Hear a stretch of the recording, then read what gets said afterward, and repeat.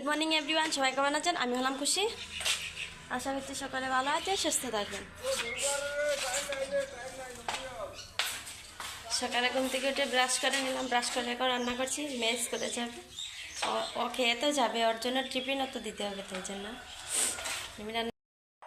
ভাত হয়ে গেছে, এবার পনির রান্না করব। সব রেডি করে রেখেছি। ভিজে তেল পরে চারিপাশটা কীরকম ভরে গেছে।